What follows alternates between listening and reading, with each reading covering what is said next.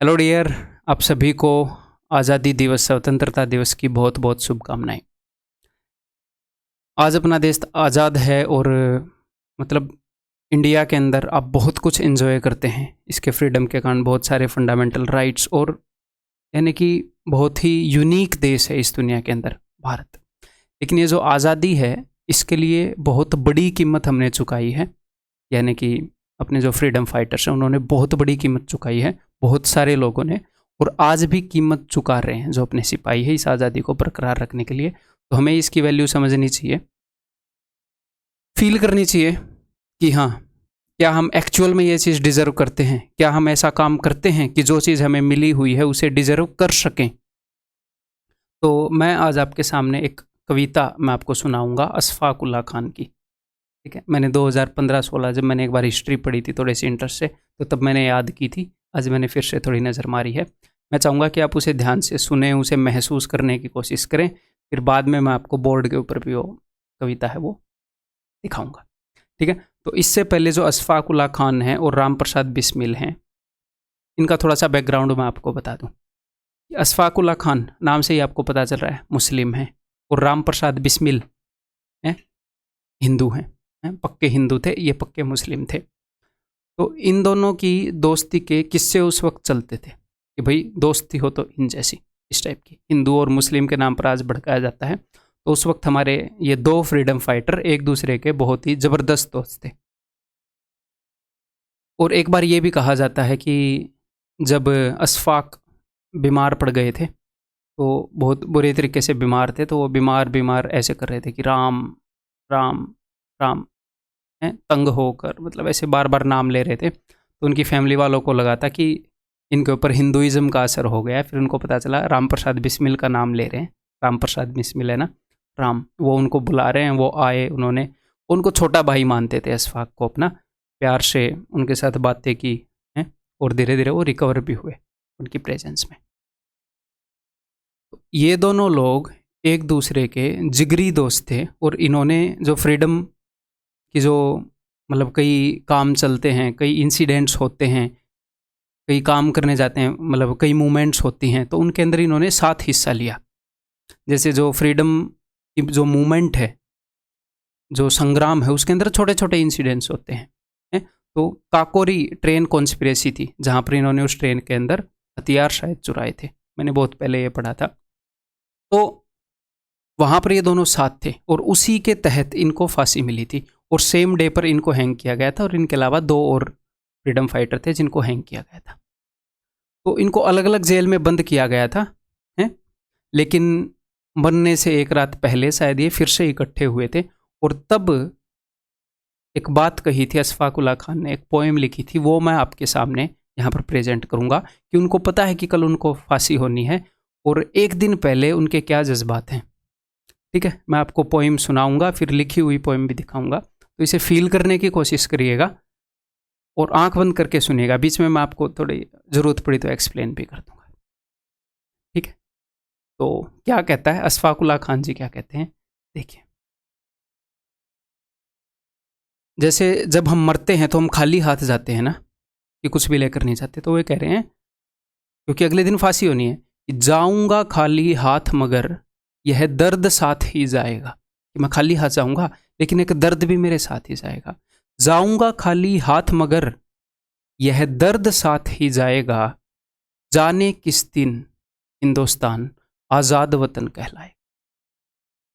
पता नहीं, मुझे तो फांसी मिल गई, पता नहीं कब आज़ाद होंगे नहीं होंगे। उन्होंने अपनी जान झोंक दी आज़ादी के लिए। ठीक है, और मैं जस्ट एक पोइम आपको बता रहा हूँ।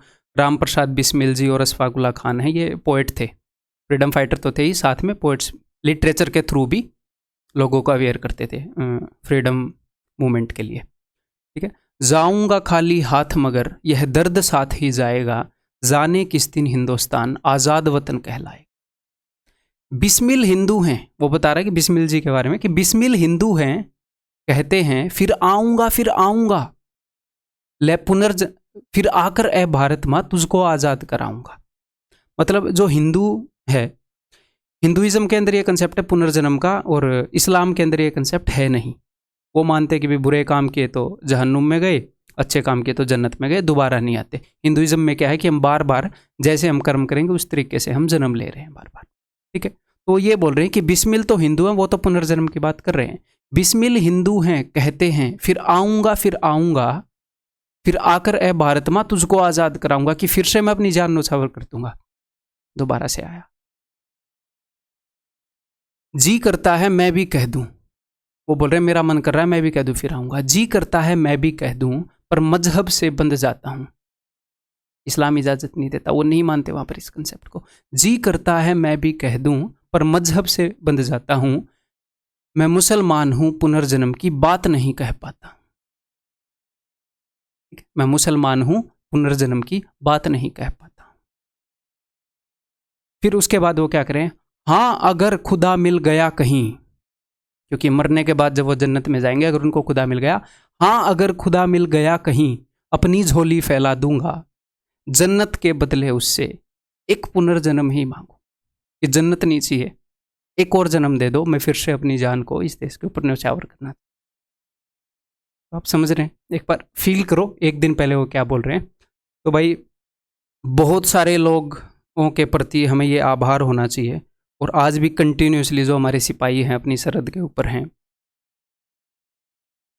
देखो आप कॉम्पिटिटिव एग्ज़ाम की तैयारी करते हो, मैं टीच करता हूँ, ज़्यादा से ज़्यादा क्या हो जाएगा, हमारा काम मंदा हो जाएगा। आप किसी एक एग्ज़ाम के अंदर फेल हो जाएंगे, दोबारा से अगर आप मेहनत करेंगे तो आप उसके ऊपर सक्सेसफुल हो जाएंगे। लेकिन जो हमारे सिपाही हैं, अगर वो फेल हो गए, यानी कि वो अगर अपना काम अच्छे से नहीं कर पाए, तो शायद उनको सीधी गोली लगे, वो अपनी जान से हाथ धो बैठे, है ना।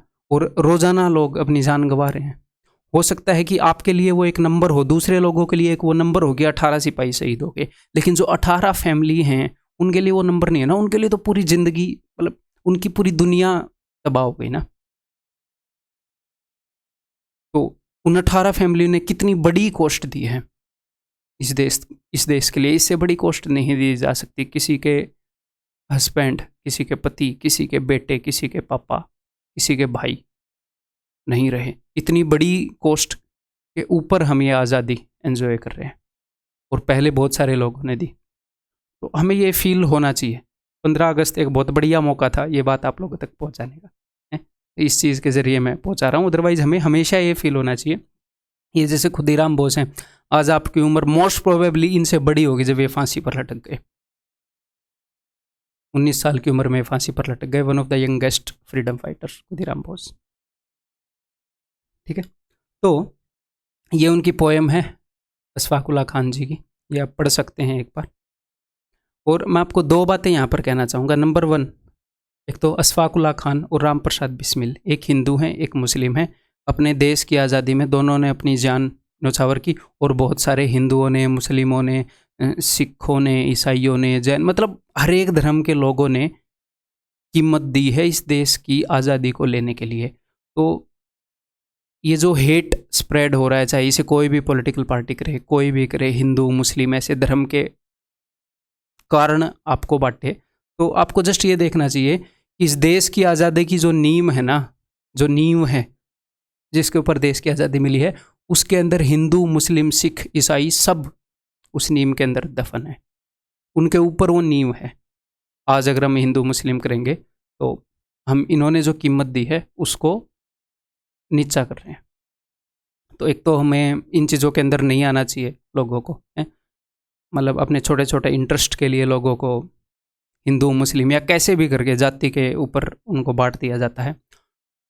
और दूसरा ये है कि लोग इतनी बड़ी बड़ी कीमत देते हैं, अपनी जान गवा देते हैं, उनकी फैमिलीज़ को लॉस होता है, उनका एक बेटा, किसी का पापा, किसी का भाई, किसी का हस्बैंड लोगों ने गवाया है। तो क्या आप डिज़र्व करते हो? क्या हम डिज़र्व करते हैं?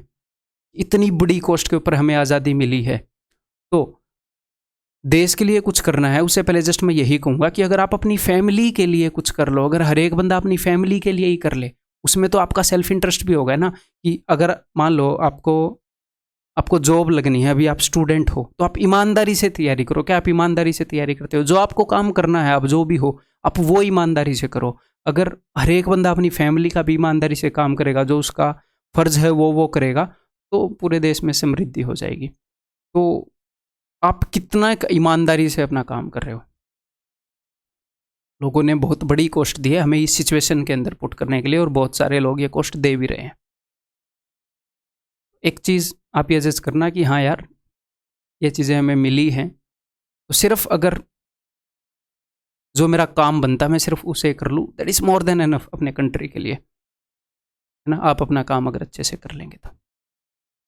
और एक मूवी मैं आपको देखने के लिए कहूँगा, मूवी मेजर, मेजर मूवी है, ठीक है।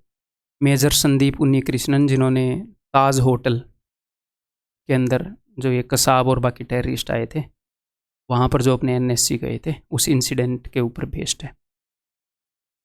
तो ये ज़रूर देखिएगा, ज़रूर ज़रूर, मेरी रिक्वेस्ट है आपसे। फिर आप ये देखना कि उन्होंने जो कॉस्ट पे की है, क्या मैं उसका हकदार हूँ, क्या एटलीस्ट जो मुझे करना चाहिए क्या मैं वो कर सकता हूँ ना। So that's all. Happy independence day फिर से। और फिर से मैं आपको कहना चाहूँगा, एक बार फिर इसको पढ़िएगा, फील करना कि इनके मन में उस वक्त क्या होएगा।